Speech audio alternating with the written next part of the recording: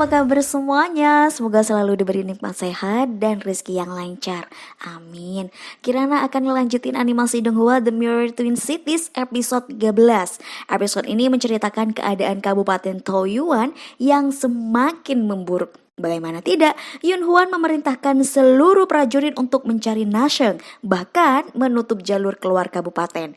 Di episode ini juga ada wanita cantik yang gugur di medan pertempuran. Siapa ya? Penasaran? Oke, mari kita mulai ceritanya. Scene dibuka oleh Yun Huan yang melihat pesawatnya terbakar hangus akibat dari perlawanan Nasheng yang menggunakan cincin Kongsang. Yun Huan pun menyadari dan segera memerintahkan para pasukannya untuk mengepung seluruh kota Taoyuan dan segera menangkap Nasheng. Dia juga mengirimkan sejumlah pesawat angin lagi untuk mengintai seluruh kabupaten.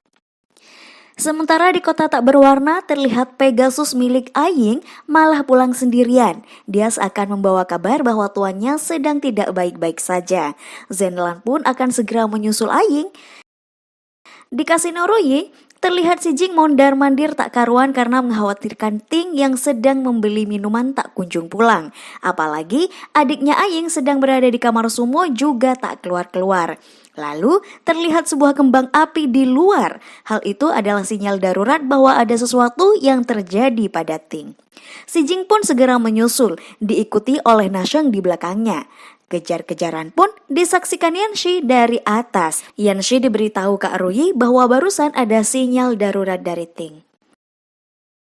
Aying yang sebelumnya pingsan karena melawan sumo terlihat bermimpi mendapatkan sebuah mutiara yang ternyata hasil dari tangisan sumo.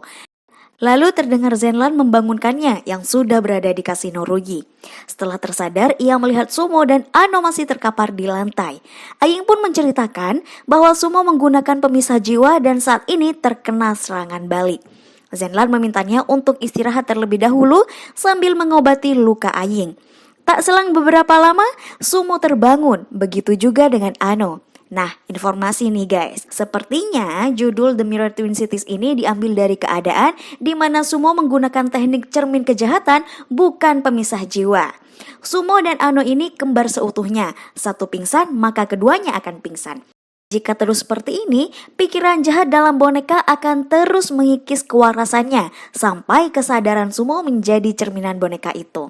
Dan luka-luka yang ia rasakan saat ini berasal dari serangan balik yang dihentikan paksa saat digunakan. Sumo juga sepertinya tak niat membunuh Aying. Jika iya, pasti tubuh roh Aying sudah berserakan. Sumo dan Ano pun terbangun. Dia melihat Zenlan dan Ano langsung menyerang. Sumo mengingat pada saat masih berada di Pagoda Putih. Zenlan membiarkan pergi karena percuma mengurus bocah itu sebab sebentar lagi tentara Bingyi akan menyerang. Dan tak peduli atas reputasi penghinaan Kongsang akibat ulah Sumo yang membuka segel Putri Baying. Namun jika Zenlan tidak membunuhnya, Sumo berjanji akan membuat semua orang di sana mati di bawah kemarahan dan kelelahan yang tak berujung. Sumo pun menanyakan kabar Zenlan. Zenlan menjawab dia sangat berterima kasih pada Putri Baying dan para menterinya karena telah menyelamatkan reputasi putra mahkota. Mendengar hal itu, Sumo marah dan langsung menyerang Zenlan, dibantu oleh boneka Ano. Saat bertarung inilah, Zenlan merasakan bahwa Sumo benar-benar terpengaruh oleh aura jahat.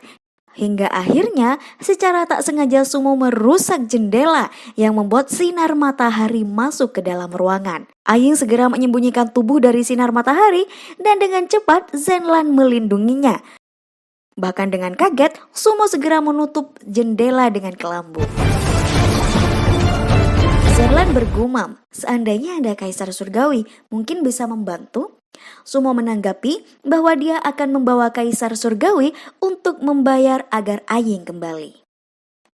Sementara di luar, elang angin mondar-mandir ke sana kemari dan Ting terus berlari menghindar dari prajurit Kekaisaran Changliu.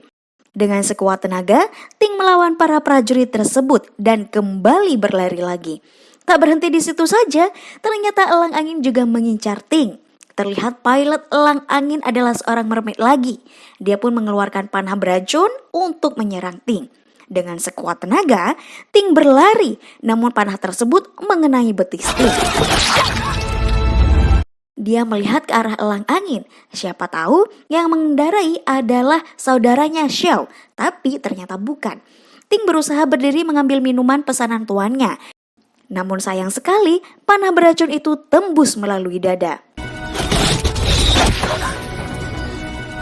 Terdengar dari kejauhan, Si Jing berteriak memanggil Ting. Dia mendapati Ting telah terkulai lemas. Si Jing paham, Ting tidak segera kembali karena ingin mengecoh tentara Bingyi agar tim pemulihan mermaid tidak diketahui keberadaannya. Ting juga mengatakan sebenarnya bahwa dia mengikuti Si Jing hanya untuk mendapatkan pedang 9 kehendak. Si Jing sendiri sudah mengetahuinya sejak lama, tapi dia tak marah sedikit pun. Dan akhirnya Ting menghembuskan nafas terakhir. Elang angin mengarahkan panah beracun pada 2 orang tersebut. Untung saja ada Yanxi yang datang tepat waktu menangkis panah-panah itu. Setelah itu, Si Jing melawan tentara Bingyi menggunakan teknik pedang 9 kehendak yang sebelumnya tak pernah ia perlihatkan pada Ting. Dengan sekali tebas, para tentara itu mati bersamaan. Bahkan tak hanya itu, 2 elang angin di atas juga tak luput dari tebasan pedang 9 kehendak Si Jing. Dan episode ini berakhir. Sungguh emosional banget ya episode ini. Jadi tambah penasaran dengan episode selanjutnya. Kalian gimana? Sama nggak kayak aku?